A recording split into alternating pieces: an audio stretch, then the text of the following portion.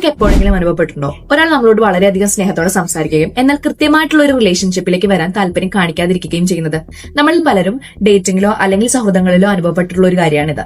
ഇതിനെ നമ്മൾ റിലേഷൻഷിപ്പിൽ ബ്രെഡ് ക്രംബിംഗ് എന്നാണ് വിളിക്കുന്നത്. കാട്ടിൽ വഴിതെറ്റി പോകാതിരിക്കാൻ വേണ്ടിയിട്ട് ചെറിയ അപ്പകഷ്ണങ്ങൾ ഇട്ട് തരുന്നത് പോലെ നമ്മളെ പൂർണ്ണമായ താല്പര്യമില്ലെങ്കിലും നമ്മളെ പൂർണ്ണമായി വിട്ടുപോകാൻ അനുവദിക്കാതെ ഇടയ്ക്കിടയ്ക്ക് നമുക്ക് ചെറിയ പ്രതീക്ഷകൾ തരുന്നൊരു പെരുമാറ്റമാണിത്.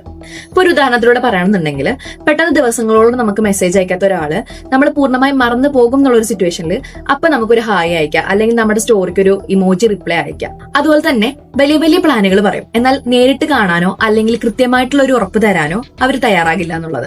ഇതിലൂടെ അവർ ലക്ഷ്യമിടുന്നത് നിങ്ങളുടെ ശ്രദ്ധയും അറ്റാച്ച്മെന്റും പിടിച്ചു നിർത്തുക എന്നുള്ളത് മാത്രമാണ്, അല്ലാതെ നിങ്ങളുമായിട്ടുള്ള ഒരു ആത്മാർത്ഥ ബന്ധം ഉണ്ടാക്കിയെടുക്കുക എന്നുള്ളതല്ല. അപ്പൊ ഇതെങ്ങനെ ഡീൽ ചെയ്യാൻ നോക്കിയാലോ?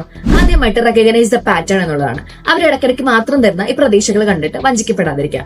അവരുടെ വാക്കുകളല്ല, അവരുടെ പെരുമാറ്റത്തിലെ സ്ഥിരതയാണ് നമ്മൾ ശ്രദ്ധിക്കേണ്ടത്. രണ്ടാമതായിട്ട് കമ്മ്യൂണിക്കേറ്റ് ക്ലിയർലി. നിങ്ങൾക്ക് ആ ബന്ധത്തിൽ നിന്ന് എന്താണ് വേണ്ടതെന്നുള്ളത് അവരോട് തുറന്നു പറയുക.